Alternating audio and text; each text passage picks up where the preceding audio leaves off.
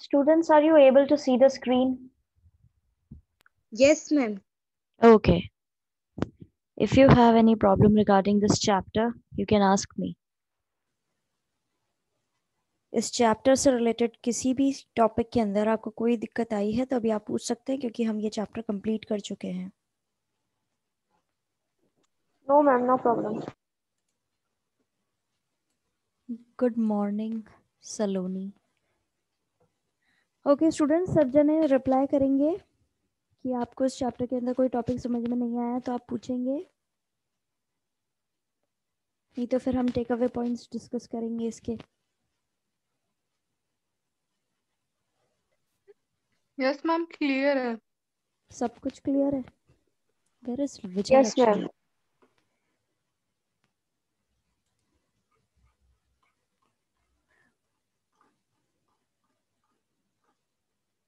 Ma'am, she is not present.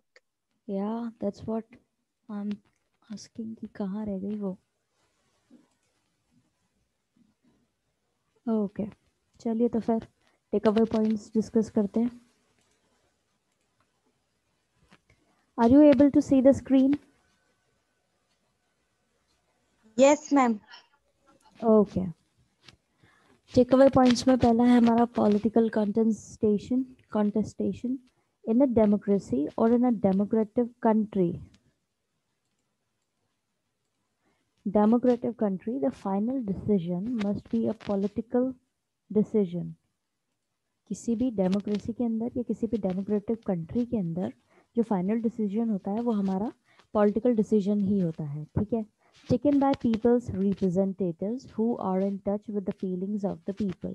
अब ये किसके द्वारा लिया जाता है? कोई भी डिसीजन जो लिया जाता है हमारे देश के अंदर, वो हमारे देश के अंदर जो चुने हुए लोग हैं, जो हमारे लोगों ने ही चुने हैं, ठीक है, रिप्रेजेंटेटिव्स एज एन एमपी और एमएलए, उन्हीं के द्वारा लिया जाता है कोई भी डिसीजन. ठीक है. जिसको वो किस में ध्यान रखते हुए डिसीजन को लेते हैं?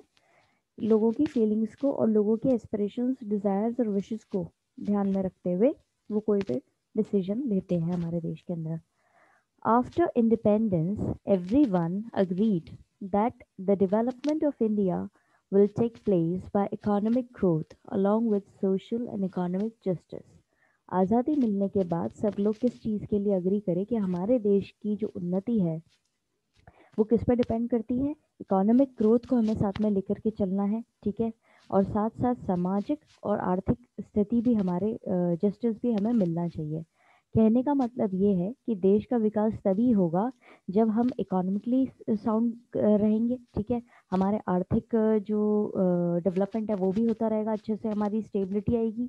और हमारा समाज जो है, क्योंकि हमारे जो देश के अंदर आपको जैसे पता होगा कई सारे मतलब अप्स एंड डाउन्स आए हैं इस चीज़ को लेकर के कि यहाँ पे कई तरह की प्रथाएं चली हैं जिनको हटाया गया है. कुप्रथाएं कह सकते हैं उनको. ठीक है. अननेसेसरी चीज़ें चली हैं तो उन सबको भी हटाया गया है. फिर विमेन का स्टैंडर्ड जो है उसको थोड़ी इम्पोर्टेंस दी गई है. ठीक है. क्योंकि उनको पहले बिल्कुल भी अपना स्टैंड नहीं मिलता था. तो इस तरह की कई सारे मल्टीपल पॉइंट्स हैं जो सोशल ग्रोथ के अंदर इंक्लूड होते हैं.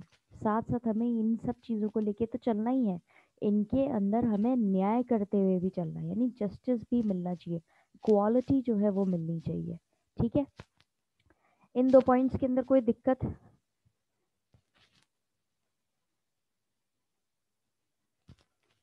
पहले दो पॉइंट्स के अंदर कोई दिक्कत समझ में आया?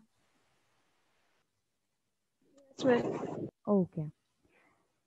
There was a disagreement on the kind of role that government must play in ensuring economic growth with justice. और उस समय क्या हुआ था? एक डिसएग्रीमेंट हुआ था, यानी कि लोग बाग एग्री नहीं करे थे एक सिंपल पॉइंट पे. वो ये था कि गवर्नमेंट को कितना रोल प्ले करना चाहिए इकोनॉमिक ग्रोथ के अंदर. ठीक है. जस्टिस के साथ में कितना उनका रोल होना चाहिए. अब है ideas of development. Any discussion on development is bound to generate contradictions, conflicts, and arguments. Development was about becoming more modern, and modern was about becoming more like the industrialized countries of the West. जैसा कि हमने chapter के अंदर पढ़ा था, discussion जब भी हुए हैं डेवलपमेंट को लेकर के, तो क्या किस चीज़ से रिलेटेड होते हैं। अगर आपको मैं अभी कोई एक ग्रुप असाइनमेंट दूं सपोज, ठीक है, मैं आपको बोलूं कि आपको एक पॉलिसी बनानी है, ठीक है, 5 जनों का आपका ग्रुप है और आपको अपनी क्लास के लिए और बाकी जैसे सीनियर सेकेंडरी क्लासेस हैं उनके लिए भी एक पॉलिसी बनानी है, जहाँ पर आपको ये देखना है कि उनका जो बिहेवियर है वो किस पैरामीटर के अंदर आता है। क्या वो सिविलाइज्ड बच्चे हैं, क्या वो अनसिविलाइज्ड बच्चे हैं, या फिर वो बिल्कुल एक बीच की मॉडरेट कैटेगरी में आते हैं। तो इस तरह की चीज़ जब कोई जनरेट होती है या कोई डिस्कशन होता है तो उसके साथ में आपको कन्फ्लिक्ट्स देखने को मिलेंगे, ठीक है, आर्ग्यूमेंट्स देखने को मिलेंगे और कॉन्ट्राडिक्शंस यानी कि लोगों की सोच के अंदर जो है वो अलग अलग व्यू पॉइंट देखने को मिलेंगे। अब जो आपके अकॉर्डिंग होगा, एक बच्चे के अकॉर्डिंग 12th साइंस के बच्चे जो है वो थोड़े से कम सिविलाइज्ड है, ठीक है, और 12th कॉमर्स के जो बच्चे हैं वो आपको लगेंगे सिविलाइज्ड है। अब ये सबके व्यू पॉइंट्स अलग अलग होंगे। उसी तरीके से जब यहाँ पर डेवलपमेंट की बात हुई थी तो यहाँ पर भी इस डिस्कशन के साथ में, डेवलपमेंट टॉपिक के डिस्कशन के साथ में कई सारे आर्ग्यूमेंट्स उठे थे, ठीक है, कई सारे कन्फ्लिक्ट्स उठे थे और कई सारे कॉन्ट्राडिक्शंस हुए थे। कॉन्ट्राडिक्शंस यानी लोगों की जो विचारधारा थी उनमें डिफरेंसेस थे, कन्फ्लिक्ट्स यानी कि थोड़े डिस्प्यूट्स थे, आर्ग्यूमेंट्स यानी कि थोड़े से बहस और वाद विवाद सॉर्ट ऑफ जो है वो चीज़ें उठ करके आ रही थी कि डेवलपमेंट होए तो होए कैसे।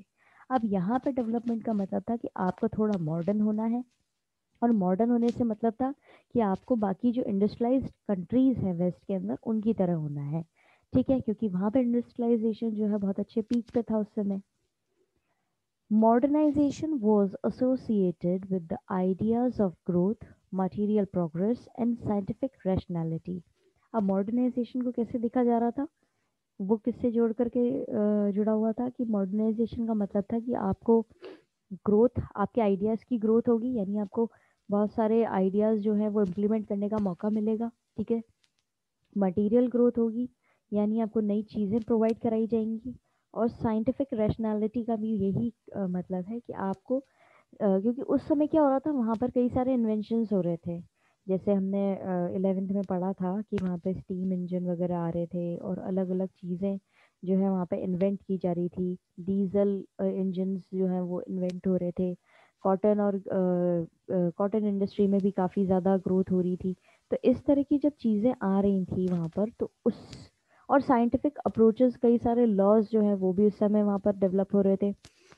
इस तरीके से लॉजिकल चीज़ें जो चल रही थी, ठीक है, उसको अपनाने के लिए यहाँ पे बोला गया था, मॉडर्नाइजेशन की कैटेगरी में उस चीज़ को रखा गया था कि आपको अपने विचारधारा जो है वो उस तरीके से मोल्ड करनी है कि आपके आइडियाज़ जो है उनको ग्रोथ मिले। क्योंकि पहले के ज़माने में क्या होता था, चेंज से डरते थे लोग बाग।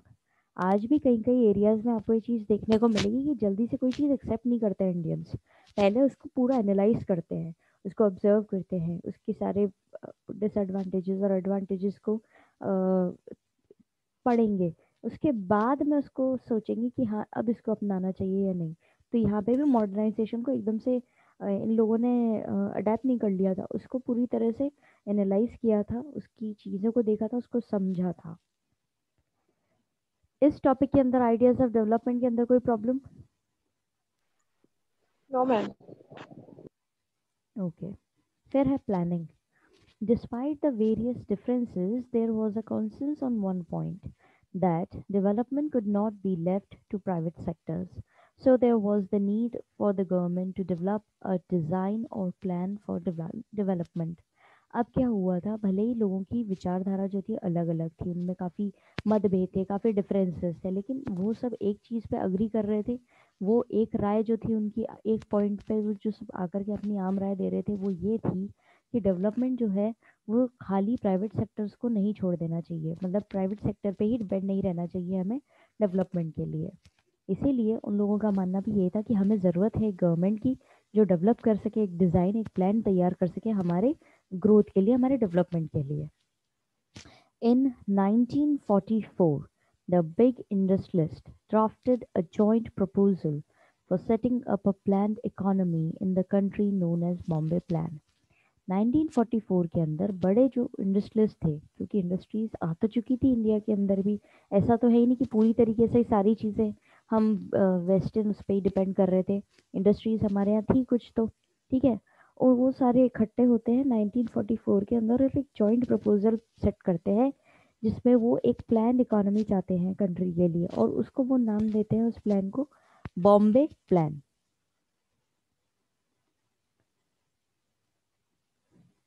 ठीक है, बॉम्बे प्लान का उन्होंने नाम दिया, सारे बड़े इंडस्ट्रीज जुड़ गए, उन्होंने बोला कि हमें प्लान इकोनॉमी चाहिए और इस देश के लिए, और हम इसको नाम दे रहे हैं बॉम्बे प्लान।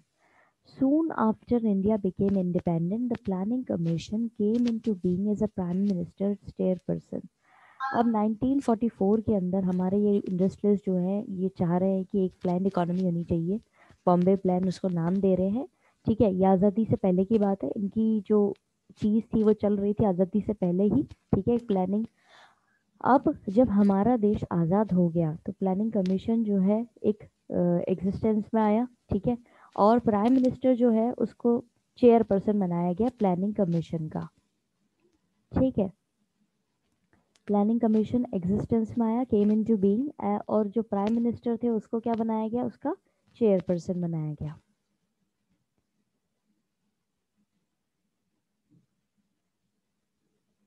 अब अर्ली इनिशिएटिव्स। अच्छा, ऊपर वाले ये प्लानिंग वाली जो हमने 3 पॉइंट्स पढ़े, इसमें किसी को कोई दिक्कत?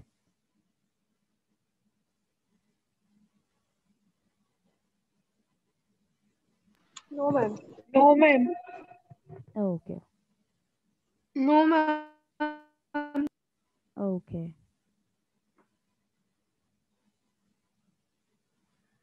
अब है अर्ली इनिशिएटिव्स। इनिशिएटिव्स का मतलब क्या होता है, एफर्ट्स लगाना। ठीक है, एफर्ट्स लेना अपनी तरफ से। तो जो शुरुआती एफर्ट्स थे उसमें क्या हुआ था, The draft of the first 5-year plan and the actual plan document released in December 1951 and generated a lot of excitement in the country.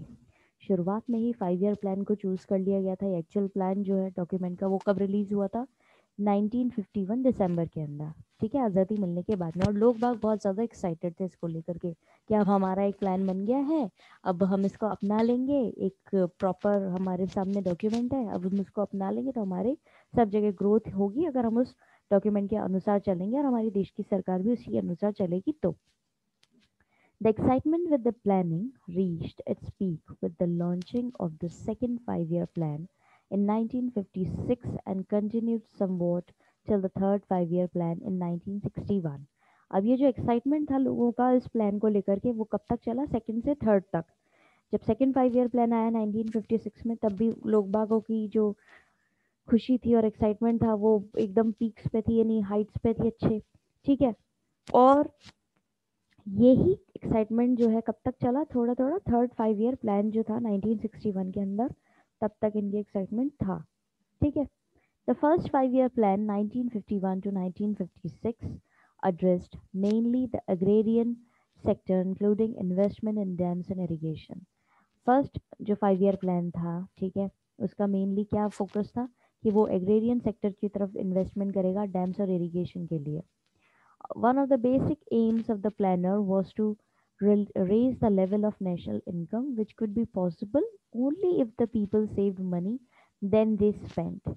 अब जो बेसिक एम था, जो जिन्होंने ये प्लानिंग करी थी और ये प्लान बनाया था, उनका एम ये था कि हमें नेशनल इनकम बढ़ानी है, और नेशनल इनकम तभी बढ़ सकती थी जब लोग बाग खर्चा कम करें और बचाएं ज़्यादा, यानी सेविंग ज़्यादा करें।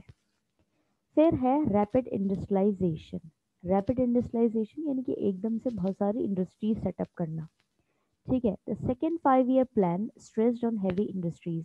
पहला जो था वो एग्रेरियन सेक्टर के ऊपर बेस्ड था, सेकेंड जो था वो हैवी इंडस्ट्रीज पर ध्यान दे रहा था। It was drafted by a team of economists and planners under the leadership of P.C. Mahalanobis. अब सेकेंड 5-ईयर प्लान जो है वो हैवी इंडस्ट्रीज को लेकर के फोकस था, और ये बनाया था कुछ इकोनॉमिस्ट और प्लानर्स ने, और किसके लीडरशिप के अंडर बनाया था इन्होंने, पीसी महालनोबिस की अंडर बनाया था।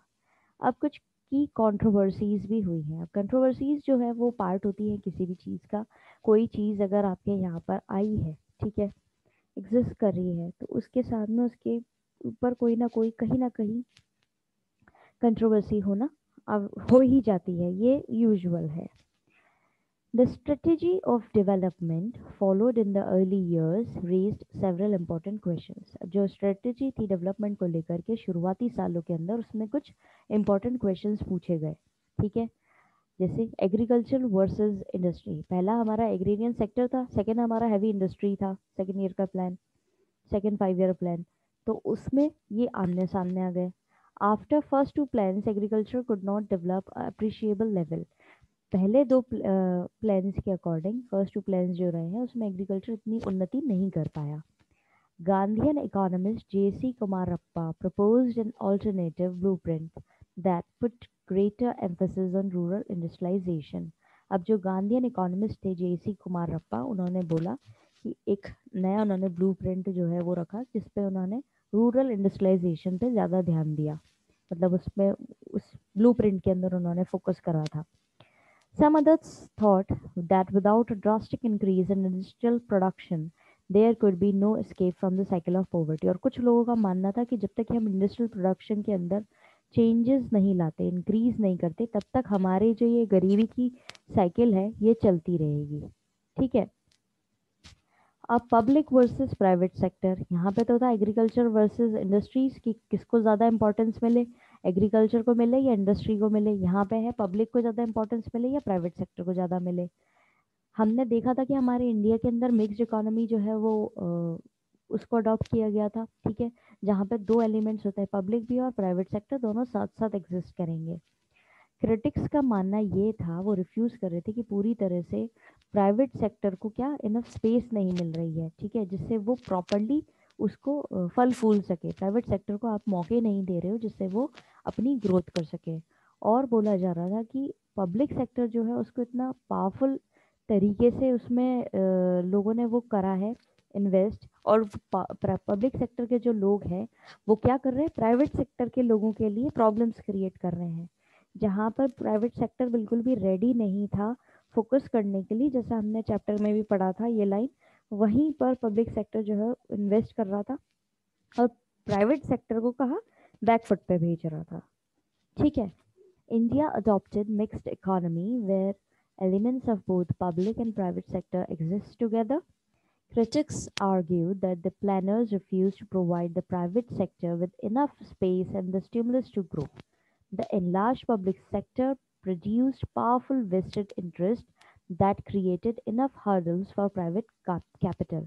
जैसा भी मैंने आपको बताया वही लिखा है कि क्रिटिक्स जो है वो भी ये कह रहे थे कि प्लानर्स ने प्राइवेट सेक्टर को इतनी जगह ही नहीं दी कि वो फल फूल सके, और प्राइवेट पब्लिक सेक्टर जो वो इतना ज़्यादा फैल चुका है, इतने पावरफुल तरीके से उन चीज़ों में इन्वेस्ट कर रहा है जहाँ पर प्राइवेट सेक्टर को फलना फूलना चाहिए, जहाँ पे वो रेडी भी नहीं है प्राइवेट सेक्टर कंपटीशन फेस करने के लेकर के, वहीं पे ये इसके लिए प्रॉब्लम्स क्रिएट कर रहा है।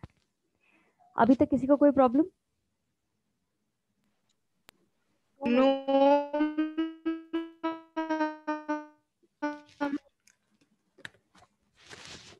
ओके, अब है the first 5 year plan outcomes. The early initiatives for plan development were at best realizing the goals of economic development of the country and well-being of its citizens. जो पहले के शुरुआती initiatives थे हमारे डेवलपमेंट को लेकर के वो ये था कि हमें इकोनॉमिक डेवलपमेंट लाना है, हमारे लोगों की हमें वेल बींगनेस को देखना है, यानी कि उनको सही रखना है सब तरीके से। Those who benefited from unequal development soon become politically powerful and made it even more difficult to move in the desired direction. जिन लोगों को अनइक्वल डेवलपमेंट के तहत ज़्यादा फायदा मिल रहा था वो क्या हुए, जिनको फायदा मिल रहा था वो राजनीतिक तौर पे भी पावरफुल हो गए, और उन्होंने जिस डायरेक्शन में हम जाना चाह रहे थे उसमें जाने से उन्होंने हमारे डिफिकल्टी पैदा कर दी। There were 3 major outcomes, these are 3 तरह के मेजर आउटकम्स थे। पहला economic foundation. During the first two planned foundations of India's future economic growth were laid, mega dams like Bhakra Nagal Dam and Hirakund for irrigation and power generation were built. पहले economic foundation के अंदर दो plan found जो दो two second two plan foundation थे India के, वो ये थे कि हमारे देश की अगर इकोनॉमिक ग्रोथ करनी है तो हमें बड़े डैम्स और इरिगेशन पे ध्यान देना होगा। उसके लिए इन्होंने भाखड़ा नागल डैम और हीराकुंड जो है इरिगेशन और पावर जनरेशन के बेसिस से बनाने के लिए इन्होंने मतलब ये इसलिए इन्होंने निर्माण किया है, इसका इसलिए इन्होंने बनाया जिससे इरिगेशन में भी हेल्प कर ले और ये पावर भी जनरेट कर सके। Some of the heavy industries in the public sector, steel plants, oil refineries, manufacturing units, defense production, etc., were started during this period.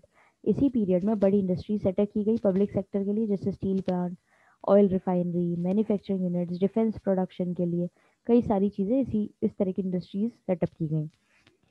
फिर है infrastructure for transport and communication was improved substantially, और धीरे धीरे communication और transport की चीज़ें जो है उनको भी इम्प्रूव किया गया। फिर है land reforms. Land reforms, colonial systems of zamindari was abolished. Colonial system जो था जमींदारी को लेकर के वो हटा दिया गया था। Attempts of at consolidation of land bringing small pieces of land together in one place was initiated. वही लैंड रिफॉर्म, यानी कि लोगों से जमीन लेकर के छोटे छोटे टुकड़े जो थे लोगों के पास में, कईयों के पास में बड़े थे, उन सबको लेकर के और एक बड़े पीस में उनको जोड़ना था, ठीक है, और फिर उनको अपने हिसाब से डिस्ट्रीब्यूट करना था। फिर है ग्रीन और वाइट रेवोल्यूशन। ग्रीन और white revolution, during 1960s the government offer high yielding variety seed, fertilizers, pesticides and better irrigation at highly subsidized prices. This was termed as green revolution. 1960s के दौरान सरकार ने बोला कि आपको अच्छे प्रोवाइड कराए सरकार ने अच्छे सीड्स, फर्टिलाइजर, पेस्टिसाइड्स, जिससे और वो भी सब्सिडाइज प्राइसेस पे, यानी कि थोड़ी कम रेटों पे। अगर कोई चीज़ 65 रुपीज़ की है तो उसको कुछ परसेंट हटा करके उसको सिर्फ 15 रुपए पे ही बेचा गया, मतलब दिया गया, ठीक है। इसको बोला गया green revolution. Rich peasants and the large landholders were the major beneficiaries of this. Green revolution से जो महंगे जो लोग थे जिनके पास में पहले से बड़े लैंड्स थे, ठीक है, या वो अच्छे उनके पास में फायदेमंद वाली चीज़ उन्हीं के लिए हुई थी ये, क्योंकि उनके पास में लैंड है तो वो उगा रहे थे चीज़ें इसलिए, और उनको सब्सिडाइज रेट पे बेच रही थी सरकार, तो ज़्यादा उनको दिक्कत भी नहीं हो रही थी। Some regions like Punjab, Haryana, Western Uttar Pradesh became agriculturally prosperous while others remained backward. कुछ रीजन जैसे पंजाब, हरियाणा और उत्तर प्रदेश, वेस्टर्न उत्तर प्रदेश जो है वो बहुत ही फल फूल रहे थे और बाकी जो एरियाज थे वो बैकवर्ड रह गए थे। In 1970s, the rural development program called Operation Flood was started. 1970 में Operation Flood जो है वो शुरू किया गया और ये रूरल डेवलपमेंट प्रोग्राम ही था। Operation Flood organized cooperatives of milk producers into a nationwide milk grid with the purpose of increasing milk production. Operation Flood के अंदर मिल्क प्रोड्यूसर्स जो है उनको एक प्रॉपर जगह दी जा रही थी, ठीक है, जिससे वो इंक्रीज कर सके मिल्क प्रोडक्शन, यानी दूध का उत्पाद बढ़ा सके। This was termed as White Revolution. Varghese Kurian is known as Milkman of India.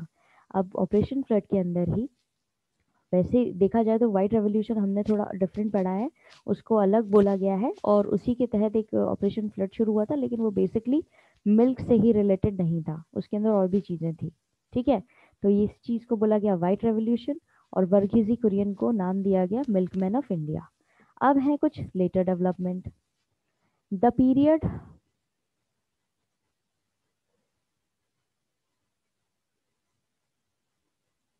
That's preposterous question.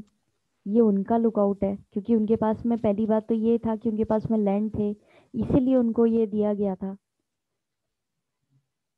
Poor को नहीं दिया था। बताया था ना, हमने पढ़ा था कि अमेरिका ने सजेस्ट करी थी, क्योंकि हमने हमारे यहाँ पे खाने की कमी हो गई थी, तो हमने उन लोगों से फूड एड लिया था और फिर उन्होंने इकोनॉमी के अंदर इंटरफेयर किया था कि भाई आपको ये इस तरीके से, जिनके पास पहले से लैंड है उनको आप दीजिए जिससे प्रोडक्शन बढ़े, इसलिए दिया गया था रिच पीजेंट्स को।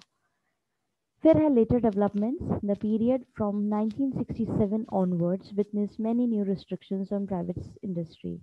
जो पीरियड था 1967 का, उसके अंदर कई सारे रिस्ट्रिक्शंस लगाए गए थे प्राइवेट इंडस्ट्रीज पे। 14 प्राइवेट बैंक्स वर नेशनलाइज। हमने देखा था ये 14 प्राइवेट बैंक्स को नेशनलाइज कैसे किया गया था, जब जवाहरलाल नेहरू की डेथ हुई थी और उनकी बेटी जो है इंदिरा गांधी, वो जब पॉपुलर लीडर के तौर पे आई थी सामने और वो जब प्राइम मिनिस्टर बनी थी तब ये चीज़ें हुई थी। Between 1950 and 1980, the Indian economy grew at a sluggish per annum rate of 3 to 3.5%. हमने ये भी देखा था कि 1950 से 1980 के तहत इंडियन इकोनॉमी जो है बहुत ही धीमी रफ्तार से बढ़ रही थी, 3 से 3.5% पे ही बढ़ी थी, वो भी 30 साल के अंदर। The presence of inefficiency, corruption, etc. force people to lose faith in country's economic system. Thus, it results in decreasing the significance of state in India's economy from 1980s onward. अब हमने ये भी देखा था इस लेटेस्ट डेवलपमेंट के अंदर, हमने ये भी पढ़ा था कि किस तरीके से पब्लिक सेक्टर के लोग इनएफिशिएंटली काम कर रहे थे, करप्शन बहुत फैल रहा था, इसीलिए लोगों ने अपना विश्वास खो दिया था इस इकोनॉमिक सिस्टम के अंदर, और इसीलिए हमारे यहाँ पर इंडिया इकोनॉमी जो है उस 1980s के तहत उसमें काफ़ी गिरावट आई थी। अब कुछ ये वर्ड्स हैं जो आप खुद से पढ़ेंगे, कुछ टर्म्स हैं जो आपको खुद को पढ़नी है। अगर आपको इनमें कुछ समझ में नहीं है, वैसे तो बहुत ही इजी टर्म्स है, वन लाइनर्स हैं, तो आप मुझसे मंडे को पूछेंगे। हमने आज चैप्टर कंप्लीट कर लिया है, ठीक है। अब भी अगर आपको कोई प्रॉब्लम आ जाती है इसमें पढ़ने के बाद में, तो आप मंडे को एक बार फिर मैं आप लोगों से पूछूंगी कंफर्म करने के लिए कि आपको कोई प्रॉब्लम है तो आप पूछ सकते हैं, ठीक है। तब आप मुझसे पूछ लीजिएगा, ठीक है स्टूडेंट्स। हमने चैप्टर कंप्लीट कर लिया ये वाला। Now I'm sending you link for your history class. Okay? Okay, ma'am. Thank you, ma'am. Welcome.